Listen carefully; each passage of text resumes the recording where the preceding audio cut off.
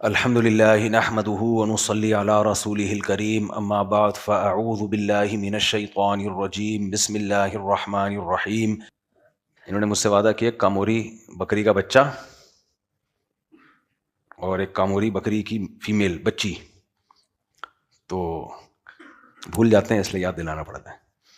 الحمد للہ نحمده ونصلی علی رسولہ الکریم اما بعد فاعوذ باللہ من الشیطان الرجیم بسم اللہ الرحمن الرحیم۔ کلا انا خلقناہم مما یعلمون فلا اقسم برب المشارق والمغارب انا لقادرون۔ کئی ہفتوں سے سورہ معارج کی ان آیات پر درس چل رہا ہے۔ اللہ فرماتے ہیں ہم جانتے ہیں ہم نے انسان کو کس چیز سے بنایا۔ اس آیت پر میں بیان کئی ہفتوں سے کر رہا ہوں کہ اس آیت میں اللہ انسان کو اس کی اوقات یاد دلا رہے ہیں۔ یاد وہ چیز دلائی جاتی ہے جو انسان بھول جاتا ہے، تو اس سے پتہ چلتا ہے کہ ہم لوگ اپنی اوقات بھول چکے ہیں۔ اوقات یاد کیا دلائی ہے اللہ نے؟ سادہ لفظوں میں کہ ہم نے تمہیں جس چیز سے بنایا ہمیں معلوم ہے۔ کیا مطلب؟ تم اپنی اوقات بھول جاؤ گے لیکن ہم تمہاری اوقات نہیں بھولیں گے، ہمیں پتہ ہے۔ تم تو بھول جاؤ گے اپنی اوقات، لیکن چونکہ بنایا ہم نے ہے تو ہم تمہاری اوقات کیسے بھول جائیں بھائی؟ ایک غلیظ اور گندے پانی سے اللہ نے ہم سب کو بنایا ہے۔ میں اکثر ایک بزرگ کا واقعہ سناتا ہوں نا۔ ایک بزرگ سے کسی بادشاہ نے بول دیا کہ وہ بزرگ بادشاہ کے سامنے کوئی حق بیان کر رہے ہوں گے، انہوں نے بول دیا تو نہیں جانتا میری اوقات کیا ہے، یعنی تو مجھے جانتا نہیں ہے، میں بادشاہ ہوں تو مجھے جانتا نہیں ہے۔ تو بزرگ نے کہا میں بہت اچھی طرح سے جانتا ہوں آپ کو۔ میں کہا کیا جانتا ہے؟ ان کا خیال تھا بزرگ کہیں گے آپ بہت طاقتور ہیں، آپ بہت پاورفل ہیں، آپ کی تو ڈنکا بجتا ہے پوری دنیا میں۔ تو بادشاہ نے بولا کیا اوقات ہے؟ انہوں نے کہا بھائی ماضی بھی آپ کا پتہ ہے مجھے، آپ کا حال بھی پتہ ہے، آپ کا فیوچر بھی مجھے معلوم ہے۔ ماضی یہ کہ غلیظ پانی تھے، غلیظ جگہ سے نکلے، غلیظ جگہ پہ گئے اور حیض کے گندے خون سے بن کے غلیظ جگہ سے دنیا میں آئے۔ ان جگہوں سے آئے جہاں سے گندگی نکلتی ہے۔ ہماری انٹری بھی دنیا میں دیکھو کس راستے سے ہوئی ہے۔ کوئی بندہ امریکہ جا رہا ہو، کینیڈا جا رہا ہو یا پاکستان آ رہا ہو، دو طرح کی انٹریاں ہوتی ہیں۔ ایک عام سادہ لوگوں کی انٹری ہوتی ہے، آئے لائن میں لگے، ایسا ہی ہوتا ہے نا، لائن میں لگے، پاسپورٹ کی لائن میں، لمبی لائن میں، امیگریشن آفیسر نے ٹھپا لگایا، چل بھائی نکلو نکلو، اشارہ کر رہا ہوتا ہے جاؤ بھائی دوسروں کو بھی آنے دو۔ پھر آپ لیگیج کی وہ جو پٹی ہوتی ہے اس میں گھنٹوں کھڑے رہے، ٹیگ دیکھتے رہے ایک ایک کر کے کہ میرا ٹیگ اس میں کون سا ہے۔ اس کے بعد پھر آپ باہر آتے ہو، ٹیکسی پکڑی، رکشا پکڑا، جو بھی آپ نے، یہ بھی ایک اپنے ملک میں انٹری کا ایک طریقہ ہوتا ہے۔ ایک طریقہ تھوڑا وی آئی پی لوگوں کا ہوتا ہے، ان کو وی آئی پی پروٹوکول مل جاتا ہے۔ جہاز سے اترتے ہیں اور ان کو لائن میں نہیں لگنے دیا جاتا، ان کے لیے امیگریشن آفیسر الگ سے آ کے ایک بیٹھتا ہے، وہ لائن سے ہٹ کے آتے ہیں وغیرہ وغیرہ۔ ایک بندہ ان کا لیگیج پہلے سے لے کے کھڑا ہوا ہوتا ہے۔ اور ایک وی آئی پی طریقہ ہوتا ہے، گاڑی آتی ہے جہاز کے باہر لگتی ہے، آپ اسی گاڑی میں بیٹھتے ہیں، الگ سے امیگریشن کے لیے آپ کو۔ میں جب افریقہ گیا تو ہمارے دوستوں نے بڑا پروٹوکول دیا، اللہ ان کو جزائے خیر دے۔ تو میرے ساتھ جہاز میں عیسائی مشنری کا کوئی بندہ تھا جو مجھے عیسائیت کے بارے میں کچھ ٹھش پش کر رہا تھا انگلش میں۔ خیر میں سمجھ گیا کہ یہ میرے پہ ڈورے ڈالنے پہ لگا ہوا ہے۔ میں نے کہا بھائی صاحب، میں نے بھی کچھ اشکالات کر دیے اور میں نے بتایا کہ ہم عیسیٰ ابن مریم کو آپ سے زیادہ چاہتے بھی ہیں اور ان کو فالو بھی کرتے ہیں، سمجھتے ہیں؟ میں نے کہا کہ عیسیٰ ابن مریم حضرت مسیح علیہ السلام کو ہم زیادہ مانتے ہیں، ان کی تعلیمات کو ہم زیادہ فالو کرتے ہیں، آپ نہیں کرتے، ہم کرتے ہیں زیادہ۔ کیا کروں، واقعات سے واقعات اتنے نکل رہے ہوتے ہیں۔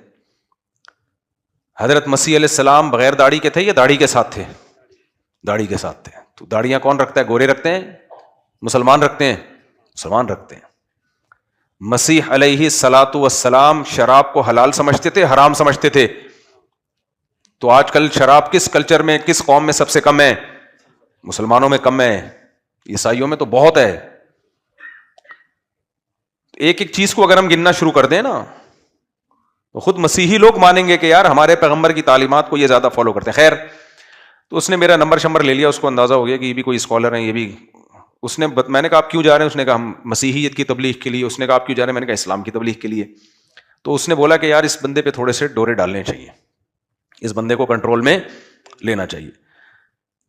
اور میں نے پہلے اندازہ لگا لیا کہ اس کے کنٹرول میں مجھے نہیں آنا چاہیے. دونوں اپنے مائنڈ نے کھوپڑی میں چلا رہے ہیں نا. تو ہم جب اس نے جب اترا ہے نا وہ ایئرپورٹ پہ, تو اس کا خیال تھا میں ایئرپورٹ پہ اترنے کے بعد نمبر لوں گا. ہمارے دوستوں نے, اللہ ان کو جزائے خیر دے, میرے لیے وی وی آئی پی پروٹوکول کرایا ہوا تھا. تو جہاز کے پاس ہی گاڑی آئی ہے, ہمیں بٹھا کے الگ سے سائٹ سے لے گئی. میں اکیلا ہی تھا جس کو وہاں ہمارے میزبانوں نے, اللہ ان کو برکت دے, تو وہ انہوں نے ویسا وی آئی پی پروٹوکول کہ ہم تو امیگریشن میں الگ ہی گئے ہیں نا, پاسپورٹ کے لیے الگ کاؤنٹر, الگ ٹھپا لگا, چلے گئے.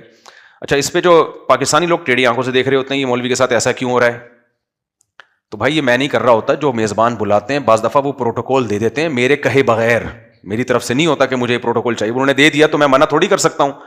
بعض دفعہ سعودی عرب میں بھی ایسا ہی ہو جاتا ہے, اب کوئی میزبان لوگ تگڑے ہوتے ہیں, وہ وی وی آئی پی پروٹوکول دلوا دیتے ہیں, تو پھر وہ مجھے شرم خود آ رہی ہوتی ہے. ہمارے پاکستانی لائن میں لگے ہم سائڈ سے جا رہے ہوتے ہیں, مجھے خود شرم آ رہی ہوتی ہے, لیکن میں ان کو منع کروں تو یہ بد اخلاقی ہوتی ہے. خیر, تو انٹری کے مختلف طریقے ہوتے ہیں دنیا میں, اس میں سب سے اہم ترین طریقہ یہ کہ کس راستے سے آپ کی انٹری اور ایگزٹ, کس راستے سے آپ انٹری کر رہے ہیں, یہ اس کا پروٹوکول میں بہت بڑا دخل ہے یا نہیں ہے. بزنس کلاس جہاز میں نا اس کی لائن ہی الگ ہوتی ہے, اس لائن میں کھڑا ہوا آدمی دوسروں کو دیکھ رہا ہوتا ہے اور کالر کو یوں کر رہا ہوتا ہے کہ میری لائن الگ ہے, تمہاری لائن الگ ہے. تو کس وے سے آپ کی انٹری ہوئی ہے اس کا بھی عزت اور پروٹوکول سے بڑا گہرا تعلق ہے. ہماری اور آپ کی جو دنیا میں انٹری ہوئی ہے نا, کسی کو بتانے کے قابل, بولو, کسی کو بتا نہیں سکتے. کیا خیال؟ ان راستوں سے میری اور آپ کی انٹری ہوئی ہے جہاں سے ہمیشہ گند ہی نکلتا ہے, جہاں سے ہمیشہ گند نکلتا ہے.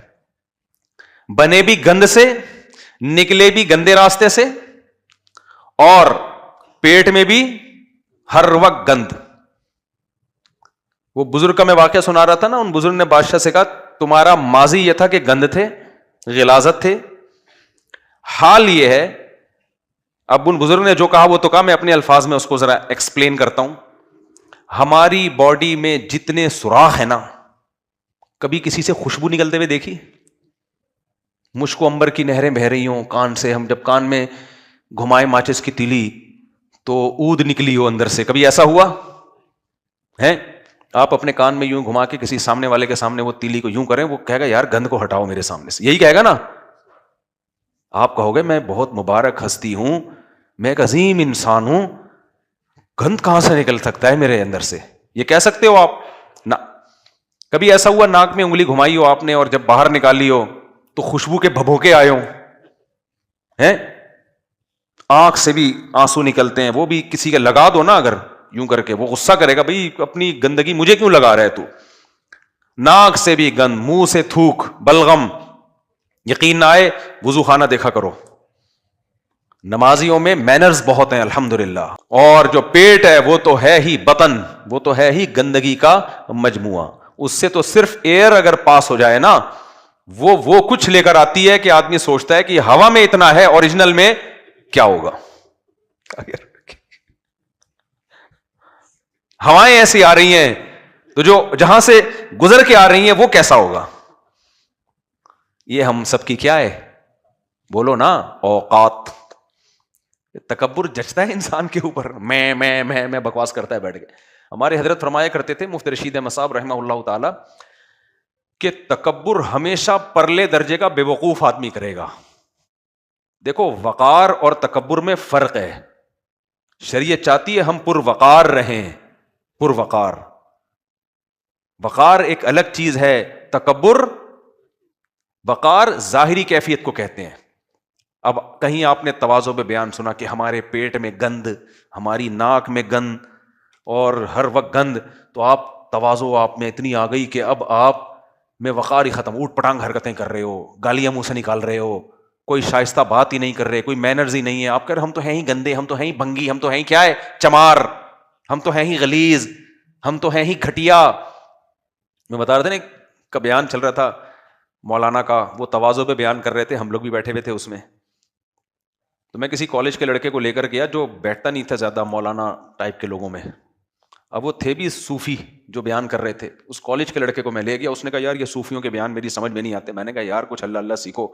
وہ تواضع پہ بیان کر رہے تھے، تو انہوں نے تواضع پہ بیان کرتے ہوئے کہا دیکھو ہم سب کو اپنے آپ کو کافروں سے بھی بدتر سمجھنا چاہیے.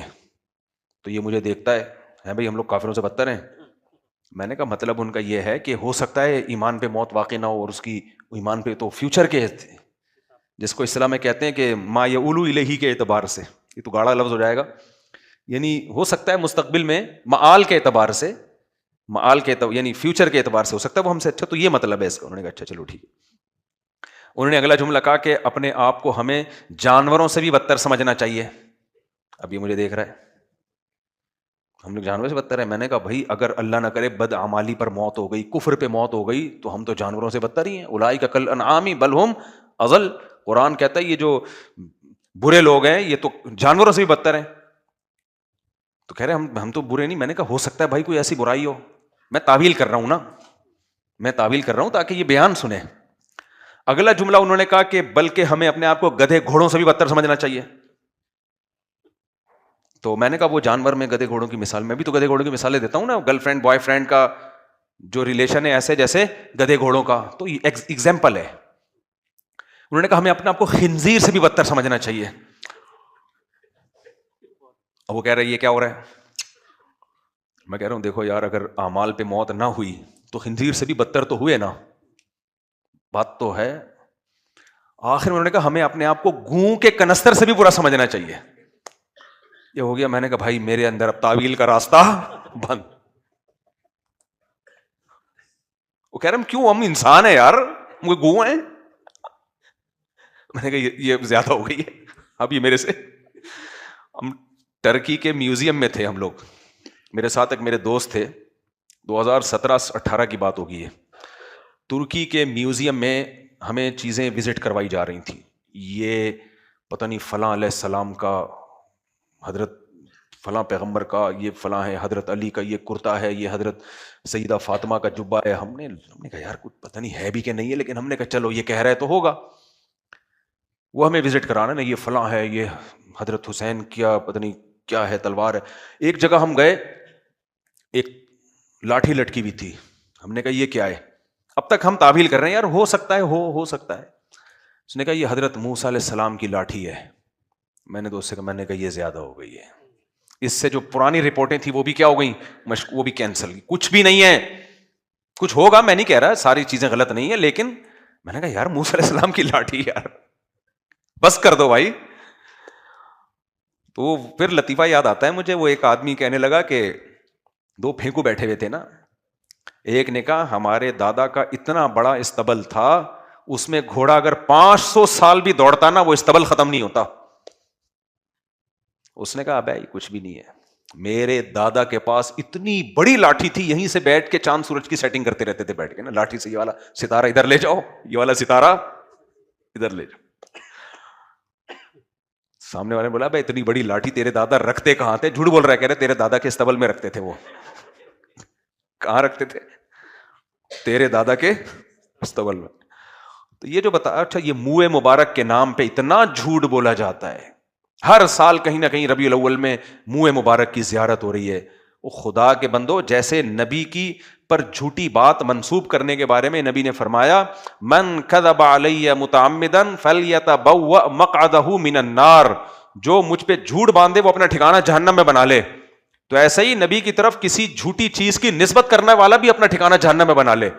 یہ منہ مبارک پاکستان میں کس کے پاس کہاں سے آ گیا بھائی؟ تیرے پاس دبئی میں زیارت ہو رہی ہے، ہر چھٹے آدمی کے پاس منہ مبارک کے نام پہ لوگوں کو بیوقوف بنا رہا ہوتا ہے وہ. تو یہ ایسا نہیں ہے کوئی بھی ایسا کہے نا منہ مبارک ہے، نہیں بھائی کوئی سند نہیں ہے ہمارے پاس اس کی کہ یہ نبی صلی اللہ علیہ وسلم کا کہ بال مبارک ہیں. جھوٹی خبریں ہیں اس بارے میں. تو میں کیا بات کر رہا تھا, پھر دائیں میں نکل گیا. ہاں, تو وقار الگ, وہ جو تواضع نا ہم گوں کے کنستر سے بھی. اب مسئلہ یہ ہے کہ مجھے بھی اب ہنسی آنے لگی کہ یار یہ زیادہ ہو گئی. اب میں نے کہا یار اتنی پروقار محفل ہے اور مجھے ہنسی آئے گی اور پھر لوگ بولیں گے مفتی طارق مسعود صاحب ہو کے ہنس رہے ہیں بیان میں. میں نے بڑی مشکل سے ضبط کیا. تو خیر جب میں باہر نکلا تو پھر میں کھلکھلا کے ہنسا ہوں. میں نے کہا یار یہ تواضع کی سپرلیٹو ڈگری ہو گئی. گوں کا کنستر بھی, میں نے کہا یار زیادہ ہو گئی ہے بھائی. تو تواضع الگ, تواضع کس کی کیفیت کا نام ہے؟ دل کی کیفیت کا نام ہے. تو وقار کا مطلب یہ, یعنی تواضع کا مطلب یہ نہیں کہ آپ نے آپ کو کہا میں خاکسار. میں نے لطیفہ سنایا تھا نا, ایک آدمی نے پوچھا آپ کا نام کیا, اس نے کہا کلب حسین, حسین کا کتا. اس نے کہا آپ کا نام کیا, اس نے کہا خنزیر اللہ. یعنی وہ حسین کے کتے سے بھی زیادہ اپنے آپ کو نیچے گرا دیا اس نے, کہ جب نام میں اتنی تواضع چل رہی ہے تو ہم تم سے بھی 4 ہاتھ آگے. تو تکبر بری چیز ہے, لیکن وقار کیا ہے؟ اچھی چیز. وقار کا مطلب آپ کے کپڑے استری ہوئے ہوئے ہوں. ہمارے شیخ حضرت مفتی رشید احمد صاحب بہت اللہ والے بزرگ تھے. دنیا کی محبت, یقینی دعویٰ کسی کے بارے میں نہیں کرنا چاہیے, لیکن اگر میں حلف بھی اٹھا لوں نا کہ ان میں دنیا کی محبت نہیں تھی, نہ شہرت کی لالچ, نہ دولت کی لالچ, نہ تکبر. ظاہریت جو ہم جانتے ہیں, یقینی دعویٰ کسی کے بارے میں کرنے کی اجازت نہیں ہے, لیکن وقار اس قدر تھا. حضرت بغیر استری کے کپڑے کبھی نہیں پہنتے تھے. حالانکہ مشہور کیا ہے؟ سادگی. اور حضرت کے ہاں جو امام ہوتا تھا نا, اس کو بھی یہ تھا کہ چنٹیں نہ پڑی ہوئی ہوں اور استری والے کپڑے ہوں, پورے سیدھے. سمجھ رہے ہیں؟ امام میں حضرت نے ترجیح دیتے تھے کہ دبلا امام اور بھاری جسم والا امام, اگر کمپٹیشن ہو تو دبلے کو رکھتے تھے. حضرت فرماتے تھے جو بھاری جسم والا امام ہے, جب وہ رکوع سے اٹھتا ہے اس کی کرتا پیچھے اٹکنے کا خطرہ ہوتا ہے, مجھے بہت الجھن ہوتی ہے. تو بالکل حضرت کا یہ تھا کہ صفائی ستھرائی اور کپڑے کیسے ہوں؟ سیدھے ہوں. وائٹ کپڑے پہنتے تھے اور کوئی کلر نہیں پہنتے تھے. نفاست تھی, یہ وقار تھا. پہن سکتے ہیں کوئی بھی کلر کے کپڑے پہن سکتے ہیں, ان کا یہ تھا وائٹ کپڑے. بعض ہم نے لوگوں میں کلچر دیکھا ہے کندھے پہ رومال رکھتے ہیں, پھر وہ رومال منہ میں ڈال کے جا رہے ہوتے ہیں. حضرت نے کسی مولانا کو دیکھ لیا کہ کندھے پہ رومال, اور وہ رومال جو ہے نا منہ میں رکھ کے کہیں باہر سفر. حضرت نے غصہ کیا, یہ کیا منہ میں اب رومال منہ میں رکھا ہوا ہے آپ نے؟ اول تو رومال کندھے پہ ڈالا کیوں ہے, ضرورت کیا ہے اس کی؟ لیکن چلو بعض لوگوں کا کلچر ہوتا ہے, وہ کندھے پہ رومال رکھتے ہیں, ان کا کلچر ہے. تو تبھی دیکھو دین جو ہے نا, دین یہ صرف کتابوں سے نہیں آتا. دین کو سمجھنے کے لیے اہل اللہ کی صحبت بہت ضروری ہے. صرف کتابی دین ہوگا نا تو تواضع پہ جب کوئی رسالہ پڑھے گا تو خاکسار بن جائے گا. صحیح ہے نا؟ کیا بن جائے گا؟ خاکسار. اور وہی گھوں کا کنستر, اور میں گھٹیا انسان, میں بہت ذلیل, میں یہ میں فلانا, اور عجیب سا بن جائے گا وہ. اور جب وہ بیان سنے گا تکبر کے خلاف یا تکبر کے خلاف کتابیں پڑھے گا تو وقار بھی جائے گا اس سے. وہ فرق نہیں کر پائے گا کہ باوقار شخص اور متکبر شخص میں فرق ہوتا ہے. سادگی پہ جب بیان سنے گا تو ناڑا لٹک رہا ہوگا اس کا, اس کو سمجھے گا حضرت جی کیا ہیں, سادہ ہیں, کیونکہ ناڑا ان کا ہر وقت, میرا تو نہیں لٹک رہا بھائی کہیں. تو بعض لوگ ہوتے ہیں ناڑے لٹک رہے ہوتے ہیں کہیں اول جلول سے, عجیب, ایک پائنچا گھٹنے تک, دوسرا پائنچا نیچے تک. حضرت جی کیا ہیں جی سادہ بہت ہیں. سادہ نہیں ہے, حضرت کو ایٹیٹیوڈ نہیں ہے, سمجھ رہے ہیں؟ حضرت کو تھوڑا سا سیٹنگ پہ لانے کی ضرورت ہے. پھر یہ جو ہر چیز میں اول جلول ہی ہوں گے, پھر یہ ہر چیز میں اول جلول ہوں گے.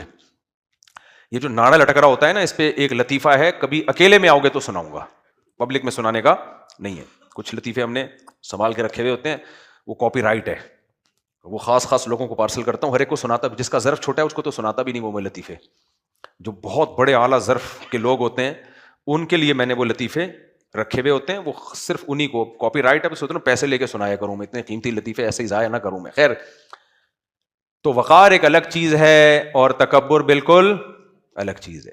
وقار شریعت میں مطلوب ہے, تکبر انتہائی بری چیز ہے. تکبر نام ہے دل کی کیفیت کا. تو ہم تکبر بطر الحق, حق کا انکار. کوئی غریب آیا آپ کے پاس, چونکہ وہ چھوٹا ہے, وہ اپنا حق مانگ رہا ہے, ادھر دھونس جما رہے ہو آپ. اکثر تکبر کا اندازہ ہو جائے گا میاں بیوی کے جھگڑوں میں. بیوی کا خاندان غریب ہے, اپنے حق کے لیے لڑ نہیں سکتی, تو کیسے دبائے گا میاں اس کو، اس کے حقوق نہیں دے گا، بات بات پہ مارے گا، ڈانٹے گا، گالیاں دے گا. کیوں؟ اس کے حقوق کے لیے لڑنے والا کوئی بھی نہیں ہے. یہ کیا ہے؟ کبر. آپ اپنی اوقات بھول رہے ہو. میں اس کی ایک مثال دیتا ہوں. نبی صلی اللہ علیہ وسلم نے، ابو مسعود انصاری تھے یا عبداللہ بن مسعود، غالباً عبداللہ بن مسعود تھے، ان کو دیکھا کہ اپنے غلام کو مار رہے ہیں. اب غلام کمزور ہوتا ہے، وہ تو ہاتھ بھی نہیں اٹھا سکتا، کوئی اس کا ساتھ بھی نہیں دے گا. اس کی دھنائی لگائی انہوں نے. نبی صلی اللہ علیہ وسلم نے دیکھ لیا، آپ نے فرمایا اللہ اقدر علیک منک علیہ. اے ابن مسعود، تم جو اس غلام کو مار رہے ہو نا، تو جتنی تمہیں اس کے اوپر قدرت ہے سزا دینے کی، اللہ کو تم پہ اس سے بھی زیادہ قدرت ہے تمہیں سزا دینے کی. عبداللہ بن مسعود ایک دم خوفزدہ ہو گئے اور فوراً کہا ہوا عتق لوجہ اللہ، یا رسول اللہ یہ اللہ کے لیے آزاد. غلام آزاد کرنے کا مطلب پتہ ہے کیا ہے؟ اس زمانے میں کسی کے پاس 0 میٹر لینڈ کروزر ہو کروڑوں روپے کی، اور وہ اٹھا کے کسی کو گفٹ کر دے، یہ مطلب ہوتا تھا غلام آزاد کرنے کا. غلام سے زیادہ قیمتی چیز اس زمانے میں کوئی بھی نہیں تھی، کیونکہ انسان ہے جو آپ کو اس پر ملکیت ہے، 100% آپ کے کنٹرول میں ہے. غلام جو کمائے گا وہ مولا کا ہوگا. سمجھ رہے؟ غلام کا جو تصور ہے نا، جو کچھ کمائے گا تو وہ مالک اس کا کون ہے؟ اس کا مالک وہ ہے جو غلام کا مالک ہے. اس کی گردن جکڑی ہوئی ہے غلامی کے طوق میں، اس کی اپنی کوئی حیثیت نہیں ہے. مالک کے ذمہ صرف یہ ہے کہ اس کے کھانے پینے کا انتظام کرے، سارے کام وہ کرے گا بغیر تنخواہ کے. یہ مطلب تھا غلام کا. تو جب آپ غلام، خادم الگ چیز ہے، ملازم الگ چیز ہے. ملازم غلام نہیں ہوتا، سمجھ رہے ہیں؟ ملازم سے تو ایک ایگریمنٹ ہوتا ہے نا کہ آپ نے جاب کر رہے ہیں، اتنی تنخواہ ہے، وہ جب چاہے جاب چھوڑ کے چلا جائے. غلام کا مطلب وہ نہیں چھوڑ کے جا سکتا کچھ آپ کو جب تک آپ اس کو آزاد نہ کریں. کروڑوں روپے کی ملکیت ہے وہ. اور عبداللہ بن مسعود تو تھے بھی مسکین اور غریب صحابی. تو اتنا خوفزدہ ہو گئے، فرمایا یا رسول اللہ ہوا عتق لوجہ اللہ، یہ اللہ کی رضا کے لیے کیا ہے؟ آزاد. کیونکہ میں ڈر گیا ہوں. تو اس سے پتہ چلتا ہے بعض دفعہ طاقتور کمزور کے ساتھ ظلم زیادتی کر رہا ہوتا ہے. کیوں؟ اس لیے کہ طاقتور اپنی اوقات بھول جاتا ہے. وہ بھول جاتا ہے کہ بھائی ہم سے بھی کوئی ہے جو ہمیں بھی سزا دے سکتا ہے، ہمیں ٹرک کے نیچے لا کے مار سکتا ہے، ہمیں کسی وائرس کے ذریعے ہلاک کر سکتا ہے، ہمیں کسی ایسے غم میں ڈال سکتا ہے کہ جس غم سے ہم زندگی بھر نکل ہی نہ پائیں. لیکن وہ جب اپنی اوقات بھولتا ہے، وہ سمجھتا ہے میرے پاس گاڑی ہے، میرے پاس بنگلہ ہے، میرے پاس دولت ہے، تو میں ہی پاورفل ہوں، اور یہ جو کمزور لوگ ہیں میں جو مرضی کرتا رہوں ان کے ساتھ، مجھے کوئی پوچھنے والا نہیں ہے. تو اٹ مینس کہ وہ اپنی اوقات، اپنے عمل سے بتا رہے کہ وہ اپنی اوقات بھول گیا. تو اللہ نے ان آیتوں میں اس کو اوقات یاد دلائی ہے کہ ایک اوقات تو سب میں کامن ہے، وہ یہ کہ غلیظ پانی سے بنایا. تو غلیظ پانی پہ تکبر بالکل بھی جچتا نہیں ہے. تو میں بزرگ کا بتا رہا تھا نا، انہوں نے بزرگ نے اس بادشاہ سے کہا کہ آپ کا ماضی یہ تھا کہ غلیظ پانی سے بنے، حال یہ ہے کہ پیٹ میں گند لے کے گھوم رہے ہو، اور مستقبل کیا ہے؟ ادھر جان نکلی فوراً باڈی میں اسمیل آنا شروع. کتنے بڑے حضرت جی ہوں، کتنا بڑا آفیسر ہو، صدر ہو، وزیر اعظم ہو، فوراً لاش پہ کیڑے آنا شروع ہوتے ہیں. کتنی غلیظ گندی اسمیل. میت کو کون ورنہ گھر سے نکالتا بھائی؟ باپ اور ماں کے جنازے کون قبر میں ڈال کے آتا؟ محبت نہیں ہے کیا؟ ڈالتے. لیکن کیوں ڈال دیتے ہیں قبر میں؟ بھائی کیڑے پڑنے سے پہلے ڈال دو ان کو. اتنی بدبو ہوتی ہے نا لاش میں، اتنی غلاظت، آنکھیں پھولنا شروع ہوتی ہیں، سر پھولنا شروع ہوتا ہے، اتنی اسمیل ہوتی ہے. یہ ہمارا فیوچر ہے. تو اس کے بعد کوئی میں یہ پاگل پنے والی باتیں ہیں بھائی، پاگل پنے والی باتیں ہیں یہ. تو تکبر کا کیسے پتہ چلتا ہے؟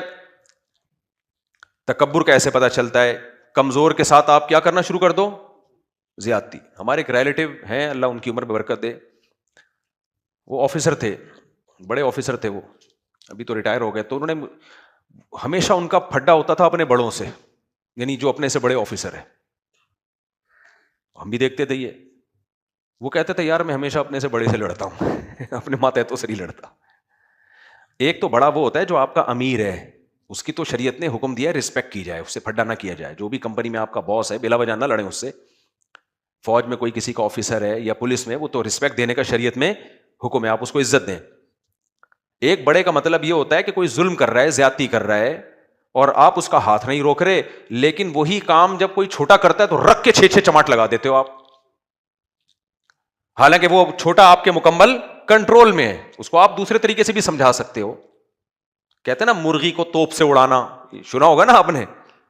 وہ چھوٹا ہے, آپ اس کو آرام سے سمجھا دو گے, وہ آپ کے کنٹرول میں ہے, آپ اس کو تھوڑی سی پنشمنٹ سے بھی بات حل. لیکن اس پر تو ایسا غصہ. یہ مقولہ بھی آپ نے سنا ہوگا کہ یہ آدمی گھر میں شیر ہے اور گھر کے باہر بلی ہے. کیوں؟ گھر میں بیوی بچوں پہ اتنا روب جماتا ہے ہر وقت. بیوی بچے ڈرتے ہیں جیسے گھر میں جب یہ آیا تو کوئی چنگیز خان نے بغداد پہ دوبارہ سے حملہ کر دیا ہے. یہ حالت ہوتی ہے. باہر کیا ہوں گے؟ بھیگی بلی. یہ وہ لوگ ہیں جن کو اپنے سے طاقتور پہ کبھی غصہ ہی نہیں آتا. ہمیشہ غصہ کس پہ آتا ہے؟ اپنے سے کمزور پہ. یہ ایک واضح علامت ہے کہ اس میں کیا ہے؟ تکبر.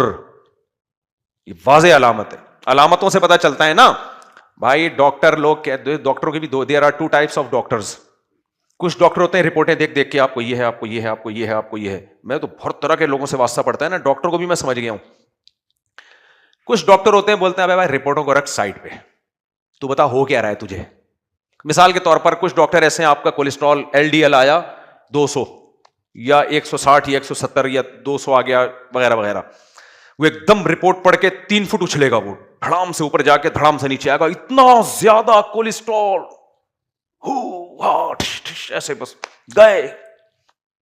وہ کس کو دیکھ رہا ہے؟ رپورٹ بتا رہی ہے کہ آپ کا کولیسٹرول کیا ہے؟ بہت زیادہ. ایک ڈاکٹر یہ ہے کہ بھائی ہے زیادہ تو آپ بیمار ہیں. ایک ڈاکٹر, دوسرے ٹائپ کے ڈاکٹر یہ ہوتے ہیں, وہ کہتے ہیں آپ کا 150 ہے یا 200 ہے, ہو گیا رہا ہے آپ کو, چلتے ہوئے سانس پھول رہا ہے. کہتے نہیں جناب میں تو بھاگ رہا ہوں, دوڑ رہا ہوں, اچھل رہا, کود رہا ہوں.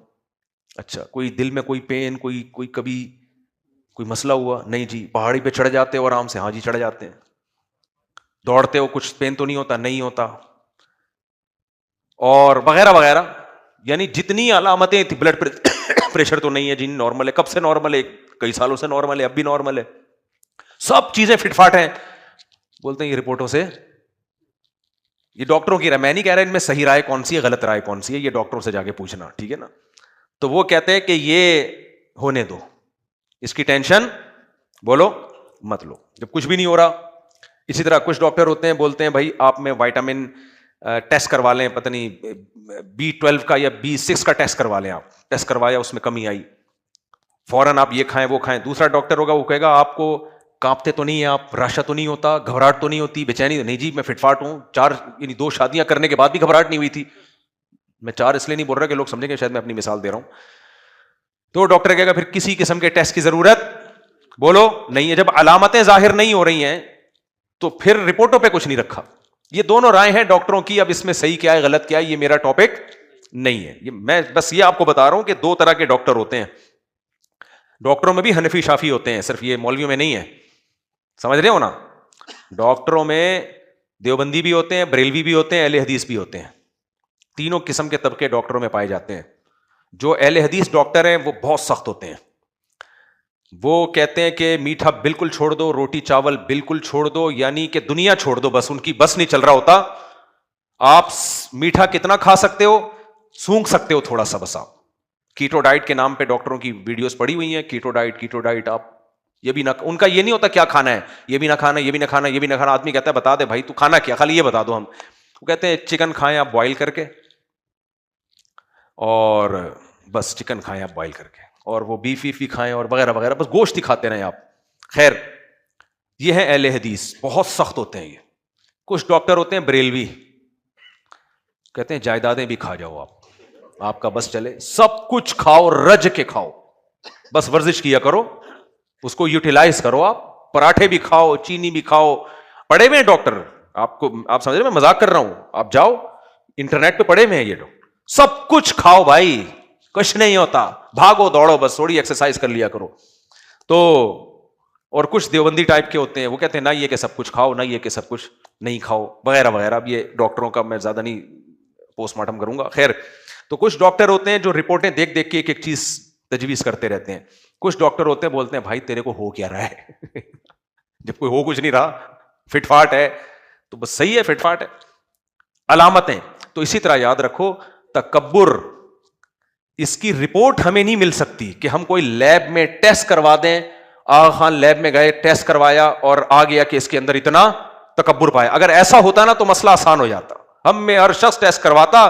بھائی تکبر کا جو لیول ہے اس حد تک تو قابل برداشت ہے. فار ایگزامپل 100 سے کم جو ہے وہ نارمل میں آتا ہے, اتنا تو ہر ایک میں. ابھی ہم کوئی پیغمبر تو نہیں ہے نا بالکل ہی متواضع ہوں, صحابہ تو نہیں ہم لوگ, تو اتنا ایسا ہے کہ جہنم سے بچا لے گا آپ کو. جنت الفردوس میں لے جانا چاہتے ہو تو پھر 50 سے کم ہونا چاہیے, اور جہنم کے اعلیٰ طبقے میں 200 سے اوپر جو ہوگا وہ, اور اگر 400 ہے تو شیطان میں اور آپ میں کوئی فرق نہیں ہے, بلکہ ہو سکتا ہے یہ رپورٹ شیطان نے کروائی ہو غلطی سے آپ کے کھاتے میں آ گئی.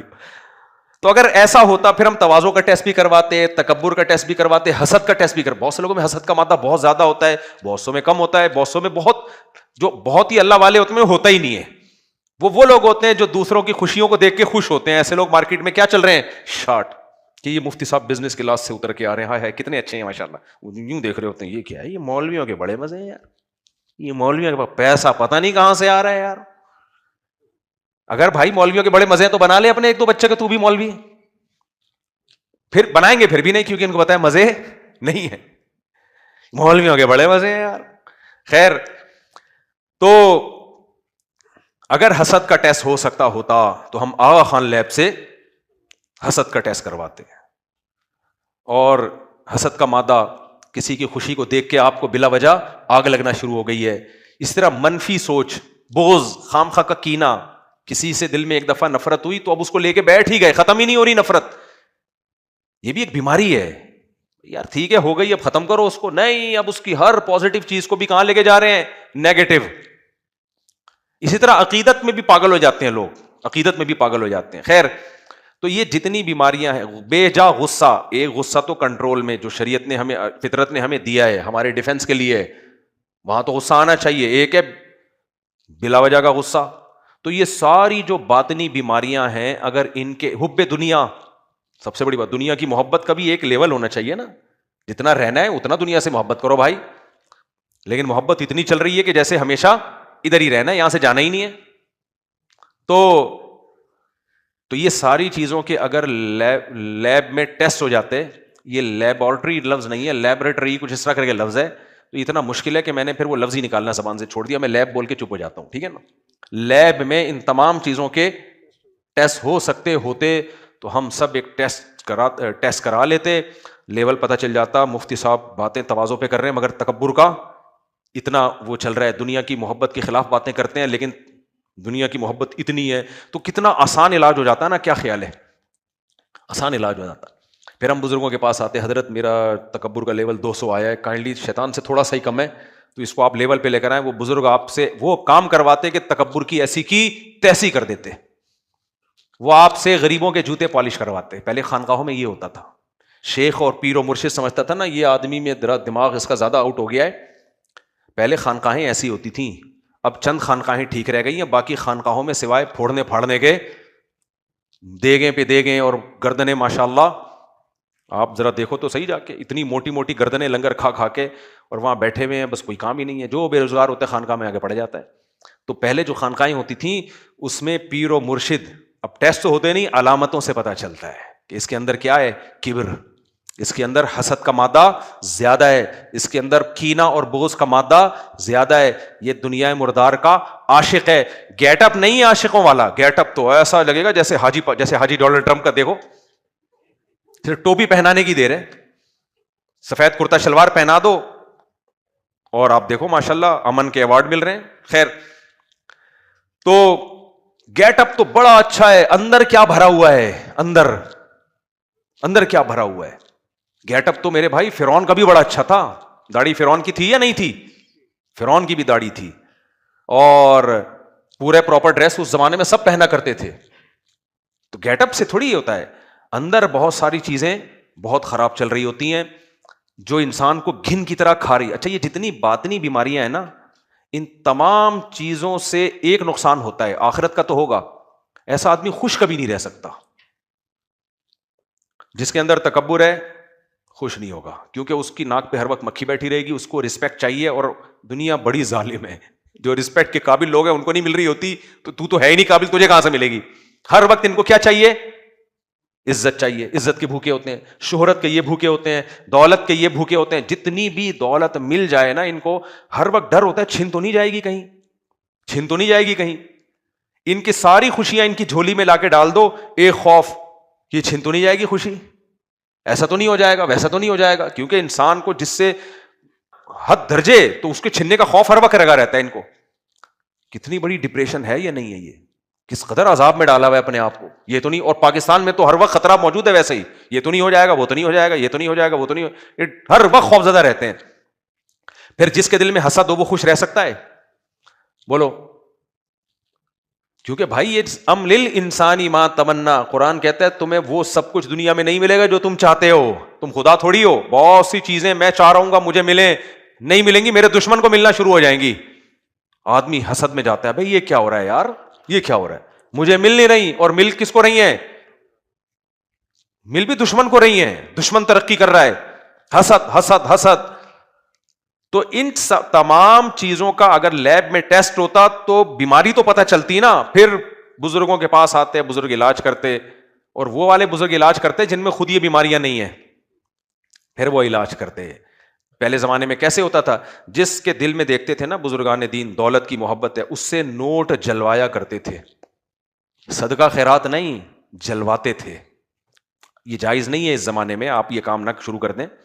جیسے 5,000 کا کڑک نوٹ ہے نا، ادھر سے پکڑ کے آگ لگاؤ، جلے، اور ساتھ ساتھ تمہارا دل بھی کیا ہو، جلے. آپ نہ شروع کر دینا، اللیگل ہے یہ. ایک مثال دے رہا ہوں، پہلے ایسا ہوتا تھا کہ تاکہ، اور یہ دوسری گڈی بھی جلا، تیسری بھی جلا. دل سے کیا نکلے؟ محبت نکلے. ہو سکتا ہے کوئی ظاہر پرست کا یہ تو پیسے کا نقصان ہے. بھائی دل کو بچانے کے لیے پیسے کا نقصان ہے. یہ پیسہ بہترین جگہ پہ خرچ ہو رہا ہے، صحیح ہے نا. نارملی یہ ضیاء ہے، حرام ہے، ناجائز ہے، اسراف ہے.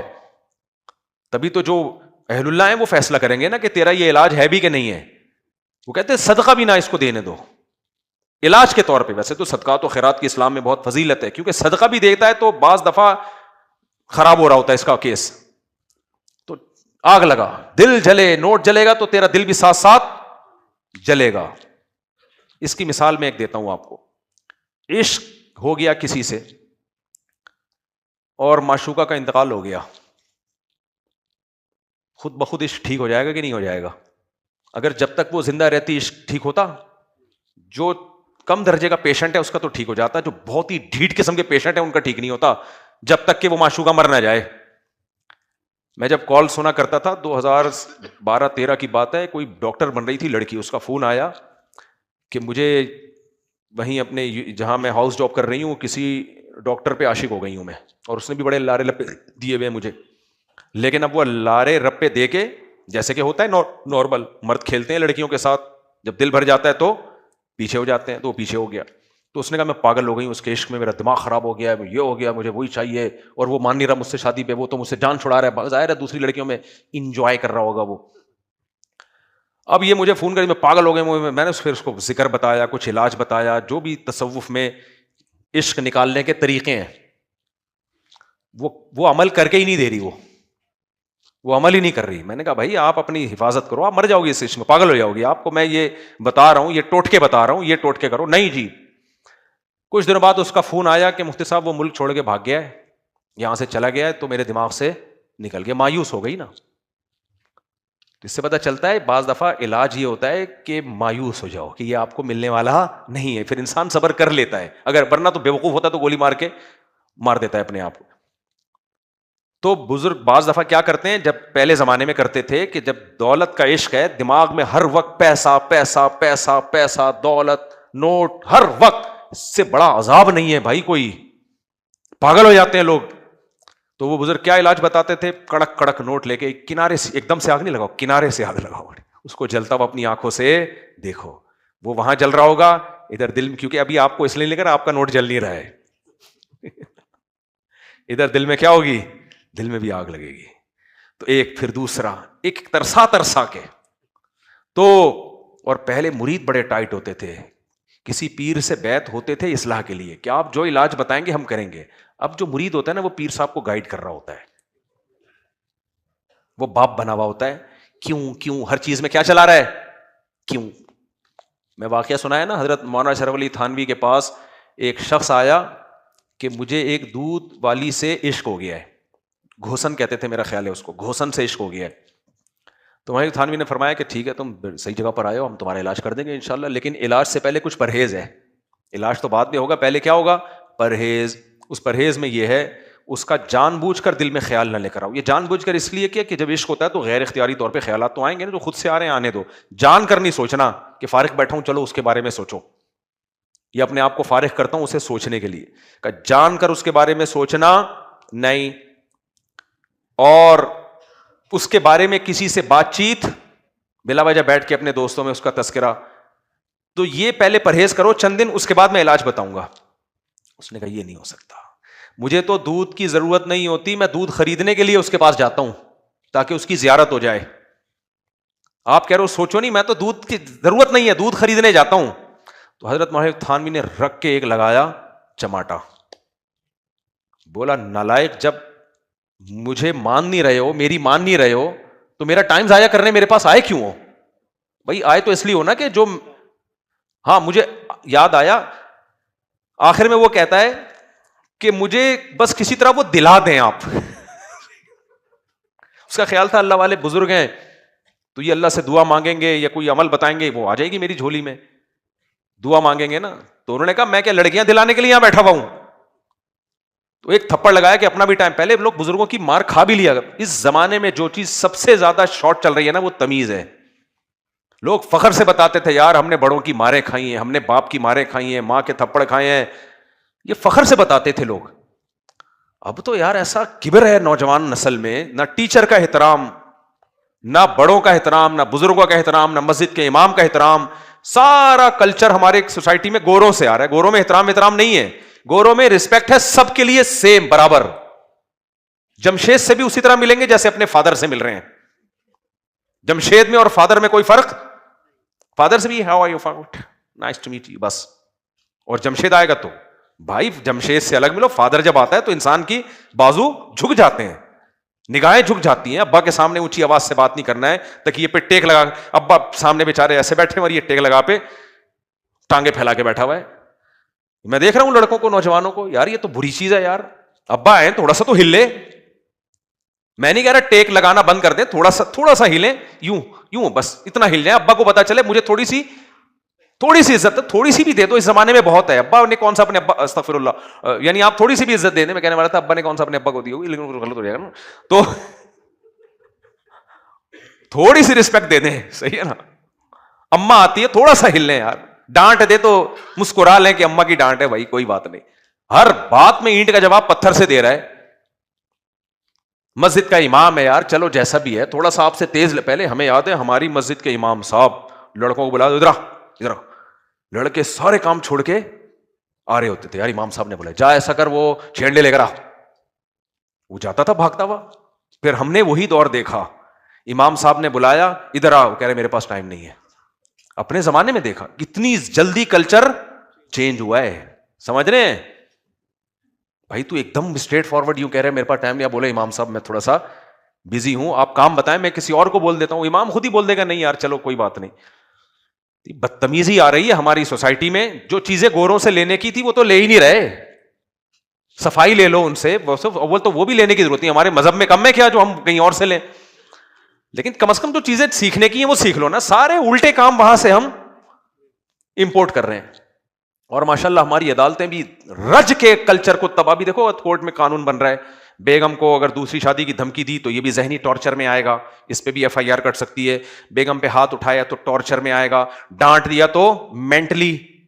ابے بیگم کو تم باپ سے بھی زیادہ بیگم ہم لوگ بھی رکھی ہوئی ہے بھائی. ہم لوگوں نے ہمارے بیگموں سے جا کے پوچھو, میرا خیال ہے میری کوئی شاید برائی نہیں کرے. یہ جملہ میں کبھی کہتا نہیں ہوں, ہم بھی تمیز سے رہتے ہیں یار. لیکن آپ جب اتنا زیادہ کسی کو باپ بنا دو گے تو میاں بولے گا ابے بیگم نہیں girl friend is the best. بیگم نہیں بناؤ کسی کو, کیا رکھو, گرل فرینڈ. یہ سارا نکاح کے نظام کو تباہ و برباد کرنے کی سازشیں ہیں. ان کم بختوں کے اپنے تو گھر آباد ہوتے نہیں ہیں. جو اسمبلی میں بیٹھے ہوئے لوگ ہیں نا, ان میں اکثریت کے اپنے گھر آباد نہیں ہوتے. تو یہ چاہتے ہیں اس قوم کو بھی ایسے ہی اپاہج کر دیں. میں نہیں کہہ رہا بیوی کو آپ مینٹلی ٹارچر کرو یا ہاتھ اٹھاؤ اس کے اوپر, لیکن یہ کیا بات ہے کہ یار اس کو کچھ بھی, یعنی وہ شوہر کے اوپر کوئی بھی بلی ڈالنا چاہے نا, کسی بھی بات کو بنیاد بنا کے اس کو اندر کر سکتی ہے. جب چند میاں مارکیٹ سے شارٹ ہوں گے, جیلوں میں جائیں گے, لوگ عبرت حاصل کریں گے, بولیں گے بھائی گرل فرینڈ بنا لو, بیوی بولو مت بناؤ. یہ آنے والا ہے. تو اس پہ مضبوط آواز اٹھا, بولے یہ ہم نہیں مانتے اس قانون کو. خیر, تو کیا کہہ رہا تھا میں یار, تو یہ بہت زیادہ قیام تام چل رہا ہے آج. ہاں, تو پہلے زمانے میں بزرگوں کے یہاں تربیت ہوتی تھی کہ بھئی تربیت ایسے ہوتی تھی کہ تمہارے اندر تکبر ہے, تم جاؤ مسجد میں چپل سیدھے کرو جا کے نمازیوں کے. ہمارے اپنے حضرت کی خانقاہ میں ہم نے دیکھا ہے, حضرت مفتی رشید احمد صاحب رحمہ اللہ تعالیٰ کے یہاں ڈیفینس کے ایک بڑے تاجر آئے ہوئے تھے, یہاں سامنے بیٹھے ہوئے تھے حضرت کی مجلس میں, رکشے والا اور دوسرے تھوڑا سا پیچھے بیٹھے ہوئے تھے, اور کچھ بیچارے دیسی سے مولوی تھے بالکل ہی غریب سے, وہ پیچھے بیٹھے ہوئے. حضرت نے ان صاحب کو, کیونکہ وہ حضرت سے بیعت تھے, بیعت نہ ہوتے تو پھر حضرت یہ کام نہ کرتے. جو بیعت ہوتا ہے وہ تو پیشنٹ ہے نا, تو ڈاکٹر جو ٹیکا لگائے گا, کوئی آ کے آپ کے ٹیکا گھسڑنے دو گے آپ؟ کوئی بندہ آ رہا ہے کہہ رہے یار یہ ٹیکا لے کے گھوم رہا تھا, تیرا کول آگے کرنا, بولے گا کون ہے بھائی, ہٹ یہاں سے.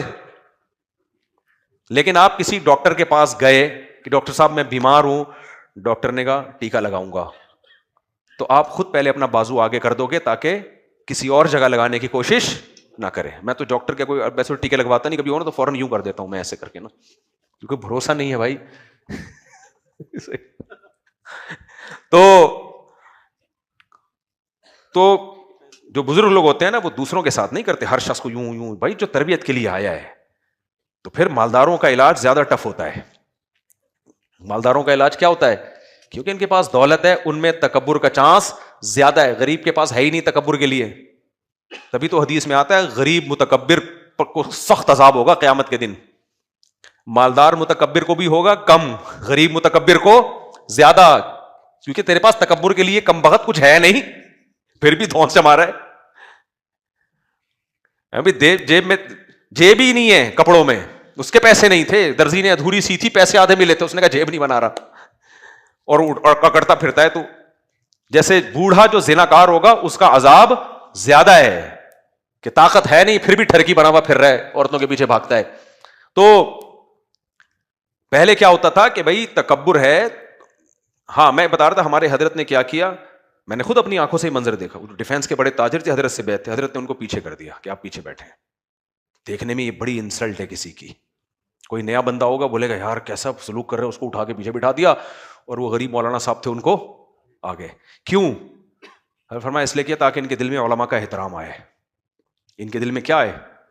میں نے بعض مالدار لوگوں کو دیکھا ہے, ایک تو مولوی کوئی نام کا مولوی ہو, ہے ہی نہیں, علم فارغ ہے, وہ تو چلو, لیکن جو صاحب علم ہوتے ہیں سب سے زیادہ رسپیکٹ تو ان کی ہوتی ہے نا. ان کو ایسے گھما رہے ہوتے ہیں, وہ کھلترو کی طرح نچا رہے ہوتے ہیں بالکل بیٹھ کے مولاناؤں کو. تو حضرت فرمایا وہ مولانا صاحب آگے آ جائیں, آپ کہاں چلے جائیں, لیکن وہ واقعی تربیت کے لیے آئے تھے, ذرا بھی ان کی پیشانی پہ بل نہیں آئے, اٹھ گئے پیچھے جا کے بیٹھ گئے, اور پابندی سے آتے رہے, پھر بھی آتے رہے.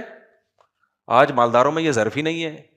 تو پہلے ایسا ہوتا تھا, اب بھی ہوتا ہے, لیکن اس کو خانقاہ کہا جاتا تھا, اس کو روحانی تربیت گاہ کہا جاتا تھا, جو آج کل مارکیٹ میں بہت کم چل رہی ہے. خیر, پہلے فاقے کروائے جاتے تھے. خیر, تو تکبر, حسد, ان سب چیزوں کے, حسد کے بھی علاج بتائے جاتے تھے, یہ کرو, یہ کرو, تاکہ حسد کیا ہو, ختم ہو. تو میں یہ بتا رہا تھا کہ کتابی علم کچھ اور ہوتا ہے, کسی اللہ والے کی صحبت کا علم کچھ اور ہو. تبھی تو صحابہ نے نبی کی صحبت اٹھائی ہے. تواضع کا مطلب بھی سمجھ میں آ گیا. تکبر, نبی سے زیادہ صاحب وقار کوئی ہو سکتا ہے؟ ہمارے نبی اتنے باوقار تھے, سیدہ عائشہ فرماتی ہیں آپ کبھی کھلکھلا کے زور سے قہقہ لگا کے ہنسے نہیں ہیں, حالانکہ آپ خوش مزاج تھے, اتنے خوش مزاج کے صحابی رسول کہتے ہیں, صحیح حدیث ہے کہ ہم نے اپنے لوگوں میں نبی صلی اللہ علیہ وسلم سے زیادہ مزاح کرنے والا کسی کو نہیں پایا. خوش مزاج ایسے, لیکن مسکراتے تھے. آپ کے چہرے پہ کیا آتی؟ مسکراہٹ. اب خوشی کی بات ہوتی, مزاح کی بات ہوتی, چہرہ چمک اٹھتا تھا آپ کا. صحابہ سمجھ جاتے تھے آپ کیا ہیں, خوش ہیں. اور ہم لوگ کی ہنسی دیکھو.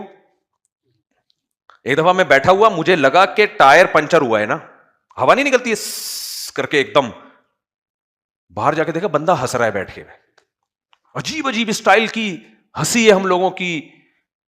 یہ نہیں پتا چل رہا ہوتا رو رہا ہے ہنس رہا ہے. ابھی تھوڑی دیر کے بعد رپورٹ آئے گی کہ یہ رونے کی خبر تھی یا ہنسنے کی. ہمارے نبی کو کیا کم غم پہنچے ہیں؟ وقار کا پتہ ہنسنے سے بھی چلتا ہے, رونے سے بھی پتہ چلتا ہے. ہمارے یہاں جب ہنستے ہیں ہاں ہاں، میں نہیں کہہ رہا کہ آپ غلط کر رہے ہیں، لیکن ہم جتنے ہیں اتنا ہی وقار ہوگا نا ہمارا، لیکن نبی تو بہت زیادہ وقار تھا آپ صلی اللہ علیہ وسلم کا، لیکن تکبر زیرو، کبر نہیں تھا. کیسے؟ صحابی رسول کہتے ہیں کوئی بھی مدینہ کی بوڑھی خاتون آتی، آپ کو اپنے کوئی حاجت ہوتی نا اس کے لیے لے جاتی، آپ صلی اللہ علیہ وسلم اس کے ساتھ چل پڑتے. ایک عرب کے سردار نے کہا، جب آپ نے دیکھا نا آپ سیدنا حسن حسین کو اتنا پیار کر رہے ہیں، اتنی عزت دے رہے ہیں، تو اس سردار نے بولا میرے 10 بیٹے ہیں، میں نے کبھی اپنے بیٹوں کو اس طرح سے پیار نہیں کیا. یعنی میں تو، آپ تو مجھ سے بھی بڑے سردار ہیں نا، پھر بھی آپ، تو آپ نے فرمایا جس کے دل سے اللہ من لم یرحم لم یرحم، جو لوگوں پر رحم نہیں کرتا اس پہ رحم نہیں کیا. یہ تھا یا اس سے ملتے جلتے کوئی الفاظ تھے؟ تو آپ نے اپنی بیٹیوں کے ساتھ کیا سلوک کیا، آپ نے اپنی ازواج کے ساتھ. جو متکبر لوگ ہوتے ہیں، جب تک عورت بیوی نہیں بنی ہوتی، I love you I love you اور رومانس کی باتیں اور ٹھش پش کیا کچھ چل رہا ہوتا ہے. جہاں بیوی بن گئی کنٹرول میں، شادی کے شروع میں تو فٹ فاٹ رہتا ہے، اس کے بعد پھر کوئی ہے جو ایسی بات کرے اس سے اور رومانس کی، اور نہ نہ.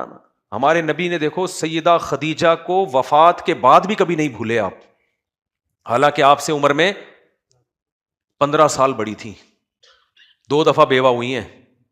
پھر سیدہ عائشہ کہتی ہیں کہ جہاں سے میں منہ لگا کے پانی پیتی، ہمارے نبی بھی برتن میں ادھر سے گھماتے. سمجھ میں نہیں آ رہی میرا خیال ہے بات؟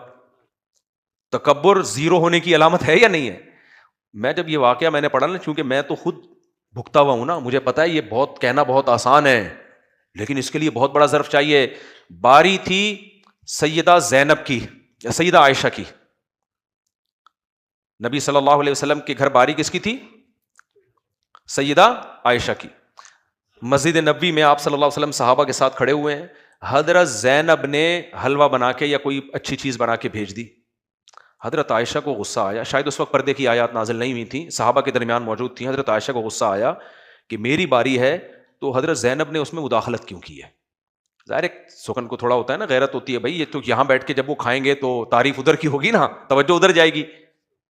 تو حضرت عائشہ نے غصہ آیا، حضرت عائشہ نے وہ نبی کے ہاتھ سے وہ برتن لے کے زمین پہ مار کے توڑ دیا. میرے اور آپ کے ساتھ اگر یہ ہوتا اور آپ کے دوست موجود ہوتے تو کیا ری ایکشن ہوتا؟ ہم دوستوں کو بتا رہے ہوتے میری بیگم نے، تیری بھابھی نے یہ کیا، میں نے رکھ کے چھماٹ رسید کیا. کہتے کہ نہیں کہتے؟ اب ڈرتا سسرال کے ٹکڑوں پہ نہیں پلتا میں. وہ ہوتے ہیں بیویوں سے ڈرنے والے جو سسرال کے ٹکڑوں پہ پلتے ہیں. ابے آج تک اپنے سسر سے ایک تھیلا نہیں لیا، بس 2 کروڑ کا استغفر اللہ، ایک تھیلا آج تک میں نے اپنے سسر سے نہیں لیا. تیری بھابھی نے یہ حرکت کی، مرد جوان، مرد کا بچہ ہوں، جورو کا غلام نہیں ہوں. دوست پوچھ تو نے کیا کیا؟ رکھ کے ایک چماٹ مارا. بھائی ڈرتا ورتا نہیں ہے تیرا بھائی کسی سے. یہ ہوتا کہ نہیں ہوتا؟ چماٹ نہ بھی لگاتے، لگانے کا دل تو چاہتا نا. کیا خیال ہے؟ ڈانٹتے مارتے ذلیل کرتے، بولتے یار دوستوں کے سامنے تم نے ہماری بے عزتی کر دی. کیا خیال ہے؟ دوستوں کے سامنے ذلیل کر دیا، دوست کیا بولیں گے یار باہر. میں اپنا بتا رہا ہوں، اپنا ری ایکشن. لوگ بولیں گے گھر میں تو بڑا یہ بڑا جو ہے باتیں کرتا ہے، میرا روب ہے، اور یہ کیا یہ تیرا روب ہے؟ اب ساری زندگی میں بتاتا رہوں گا میرا بڑا روب، لوگ مانیں گے؟ ابے تیری بیگم نے اسے اٹھا کے. ہمارے ساتھ یہ ہوتا نا یار، نبی صلی اللہ علیہ وسلم کے سامنے جان دینے والے لوگ موجود ہیں، گردنیں کٹانے والے لوگ موجود ہیں. آپ سے بڑا لیڈر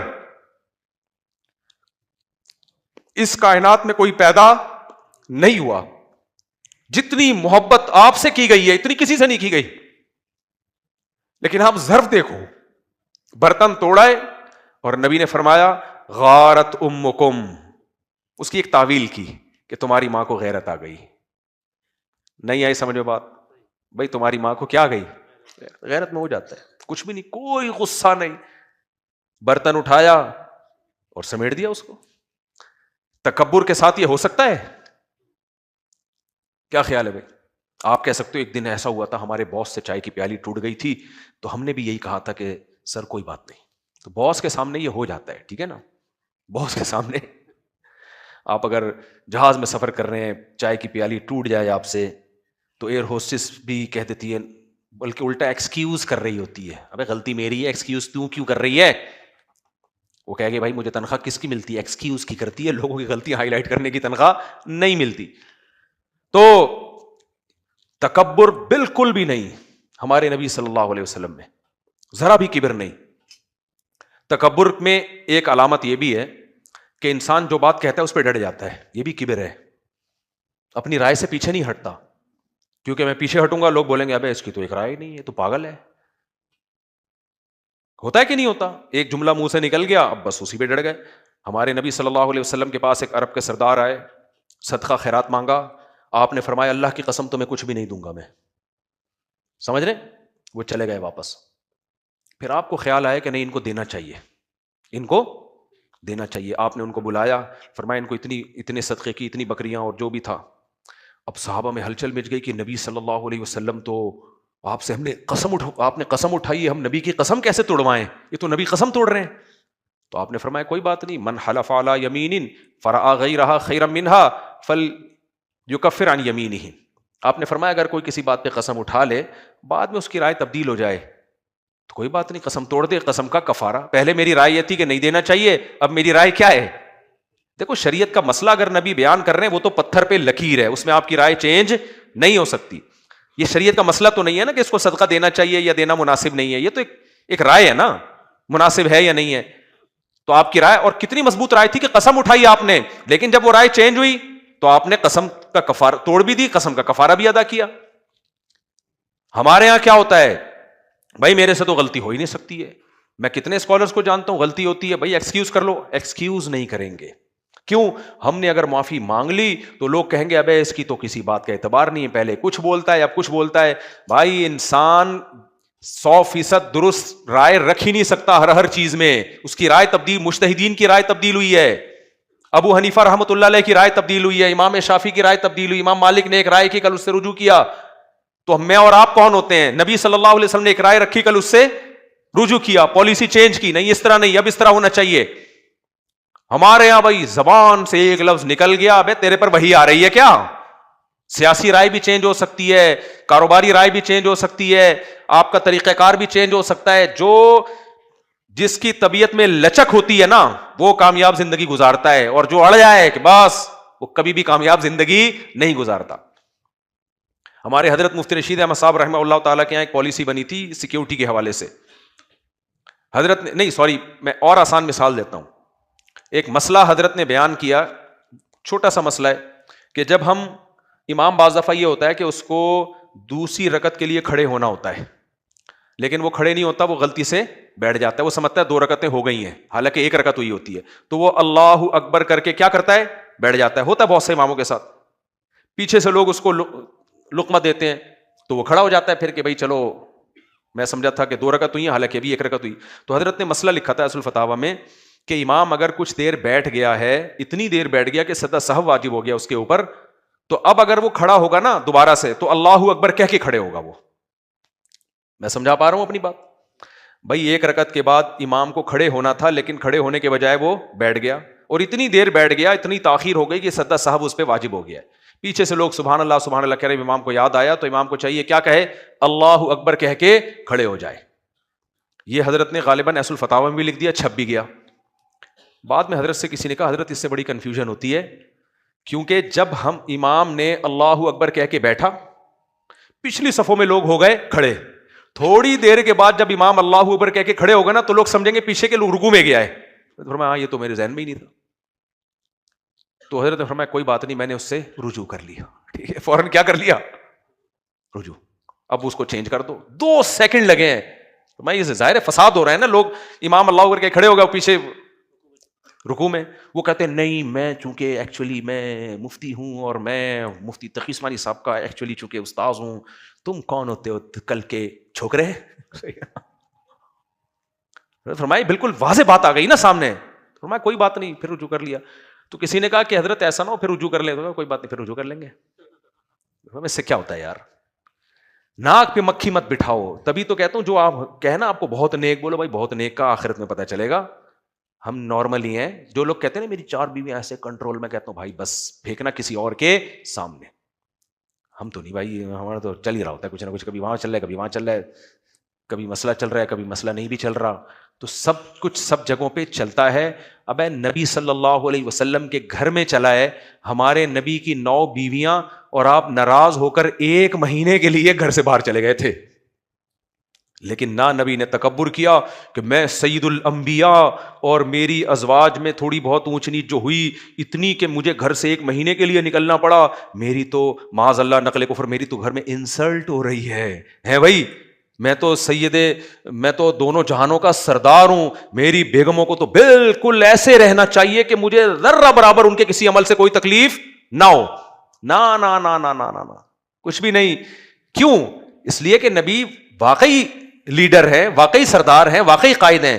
آپ نے امت کو وہ دے کے جانا ہے جو قیامت تک امت کے ساتھ ہوگا, اور اس میں امت کے لیے نمونہ ہوگا. بھائی جب گھر میں بیگم ہوتی ہے, بچے ہوتے ہیں, تو یہ بھی ہوتا ہے بعض دفعہ میاں ناراض ہو کے گھر سے نکلتا بھی ہے اور پھر آ بھی جاتا ہے.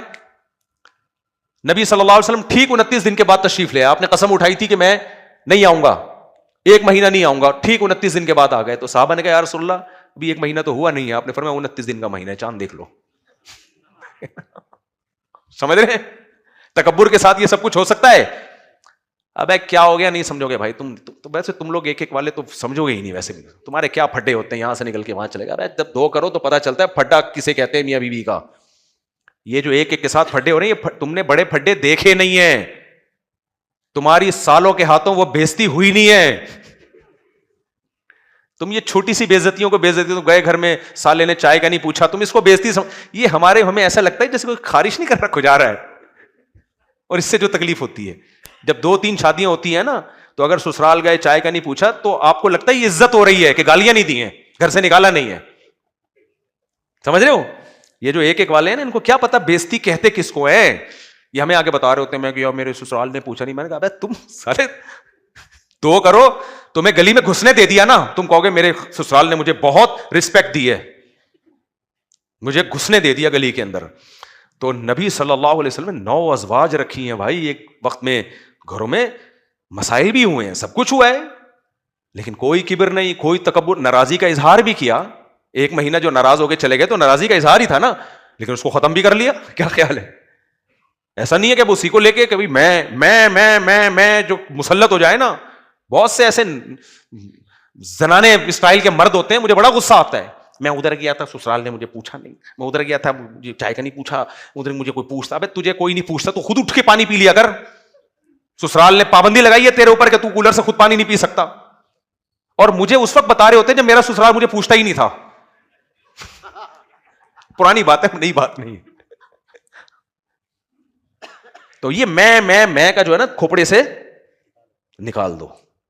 تو کہیں سے کہیں اور بات چلی گئی ہے. تو بات اصل میں اس پہ شروع ہوئی تھی کہ اللہ تعالیٰ ہمیں ہماری اوقات یاد دلاتے ہیں, اس لیے یاد دلاتے ہیں کہ ہم اپنی اوقات بھول جاتے ہیں.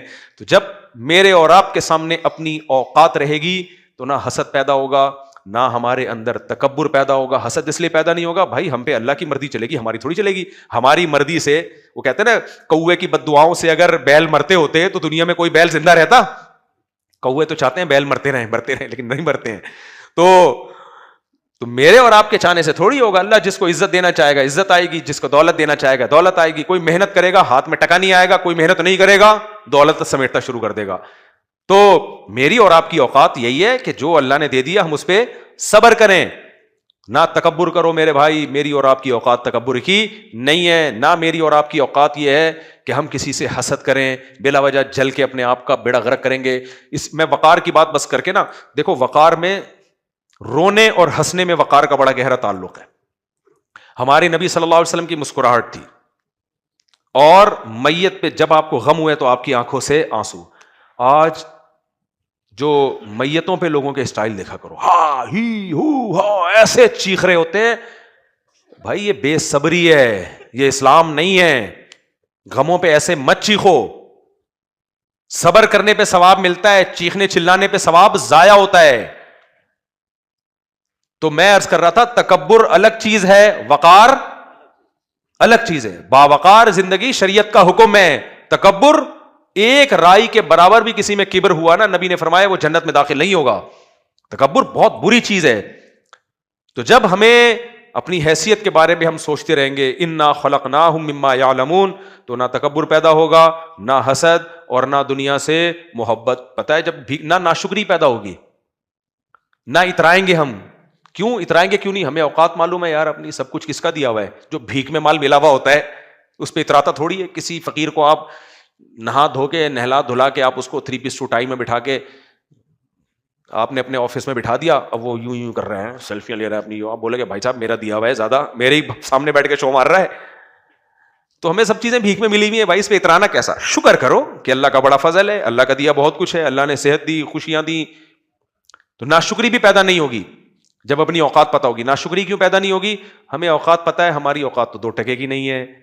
تو جتنا اللہ نے دے دیا وہ ہم اس کے بھی مستحق نہیں ہے. تو تھوڑا بھی دیا ہوگا انسان اس کو بہت زیادہ سمجھے گا، اور اگر اپنی اوقات بھول جائے گا تو بہت زیادہ بھی دیا ہوگا یہ سمجھے گا میری اوقات تو تھی کہ مجھے اس سے بھی زیادہ ملتا. سب کو گاڑیاں ملی ہوئی ہیں، بنگلے ملے ہوئے ہیں اور وغیرہ وغیرہ، اور مجھے تو یہ بھی نہیں ملا. دیکھو نا لوگوں کے نہیں، مجھے تو یہ بھی نہیں ملا، مجھے تو یہ بھی نہیں ملا، میرے ساتھ تو یہ مسئلے ہی مسئلے بیان کرتا رہے گا بیٹھ کے، خوشیوں کی بات نہیں کرے گا وہ. تو یہ ساری پریشانیاں جب ہوتی ہیں جب ہم اپنی اوقات بولو بھولتے. ایک آخری بات کر کے بیان ختم کروں. سب سے بہتر اوقات پتہ ہے کہاں یاد آتی ہے انسان کو؟ بیت الخلاء میں. اگر ذرا سا دل میں کبر پیدا ہو نا کہ میں یوں تو واش روم میں کنڈی کیوں لگاتے ہو پھر؟ کیوں؟ وہاں پتہ چلتا ہے، میں زیادہ ڈیپ میں نہیں جا رہا، کیسے بیٹھا ہوا ہوتا ہے وہاں پہ، کیا کچھ پروگرام پیش کر رہا ہوتا ہے، زیادہ ڈیپ میں نہیں جا رہا میں، اور کیا کیا کچھ کر رہا ہوتا ہے. چاہتا ہے کہ مجھ پہ آج تک کسی کو دیکھا بیت الخلاء میں بیٹھا ہوا سیلفی لے رہا ہو اپنی؟ سیلفی جب لے گا جب دولہا بنا ہوا ہوگا ہے بھائی، تو وہاں جا کے بھی بہت کچھ انسان سیکھ لیتا ہے. یار میری اوقات کیا ہے، یہ ہے. تبھی میں چھپاتا ہوں لوگوں سے، کنڈیاں لگا دیتا ہوں، نظر نہ آئے بھائی. بند چیک کرتے ہیں صحیح لگی بھی ہے کہ نہیں لگی ہے. 3-4 دفعہ چیک کرتے ہیں یار صحیح لگ گئی کنڈی. تو وجہ کیا ہے؟ ایک مجھے یاد ہے ہم پنجاب میں تھے تو کسی نے، میں نام لوں گا نا تو پھر فرقواریت پھیلتی ہے. کوئی فرقہ ہے جو اپنے بڑوں کو سمجھتا ہے وہ خدا جیسا سمجھتا ہے، خدا کی طرح. جب وہ آتا ہے تو لڑکیاں بال بچھا دیتی ہیں اس کی راہ میں، اس کے پاؤں پہ رکھ کے چلتا ہے وہ، اس کے اوپر ہے بڑی فلم ہے. تو ہمارے استاذ کے پاس وہ آیا کہ یار وہ میرا دوست اس فرقے سے کا ہو گیا ہے اور وہ اپنے اس کو بڑا ماننے لگا. انہوں نے کہا یار وہ اتنا بڑا آدمی ہوتا نا تو کسی دن بیت الخلاء میں بیٹھے ہوئے کی تصویر دکھا دو، بیت الخلاء میں بیٹھا ہوا ہو اور دیکھ لینا اس کو. تو وہ ساری جو ہے نا پتہ نہیں خدا اور معبود بنائے ہوئے 2 منٹ میں عقیدت ختم ہو جائے گی. یہ ہے ہم سب کی اوقات. کسی کی 2 ٹائم اوقات ہوتی ہے، صبح ناشتے کے بعد جاتے ہیں کچھ لوگ، کچھ رات کو سونے سے پہلے جاتے ہیں، کچھ 1 ٹائم اپنی اوقات دیکھتے ہیں، کچھ 2 ٹائم اپنی. ڈاکٹر کہتے ہیں 1 ٹائم کم از کم ضروری ہے اپنی اوقات. اگر 1 ٹائم بھی اوقات نہیں نظر آ رہی تو پھر قبض کی دوا کھانی پڑے گی آپ کو. جمال گوٹا کھا لیں، اوقات ہی اوقات. رپورٹ جو آئے گی اس سے صرف اوقات ہی پتہ چلے گی اور کچھ بھی پتہ نہیں چلے گا. اس لیے بھائی تکبر، ناک پہ مکھی بٹھانا، ہی ایسے ہر وقت، گھر میں بھی بچوں کے سامنے بھی، اور بس اپنے بڑوں کے سامنے ایسا آدمی جو ہے نا، جو بڑے سے میری مراد ہے جو پاورفل ہوتا ہے، وہاں یہ لوگ بھیگی بلی بنے ہوتے ہیں، سمجھ رہے ہیں نا، وہاں بھیگی بلی بنے ہوتے ہیں. اللہ تعالیٰ ہمیں اپنی اوقات یاد رکھنے کی توفیق عطا فرمائے تاکہ ہم انسان کے بچے بنے رہیں، فرعون بننے کی کوشش نہ کریں. سبحانک اللہم و بحمدک، نشہد ان لا الہ الا انت، نستغفرک و نتوب الیک.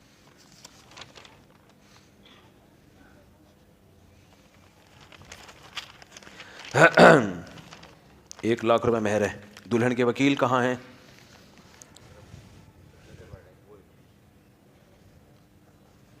آپ میں؟ اچھا ماشاء اللہ. عائشہ صغیر بنت سید صغیر احمد، یہی نام ہے نا دلہن کا.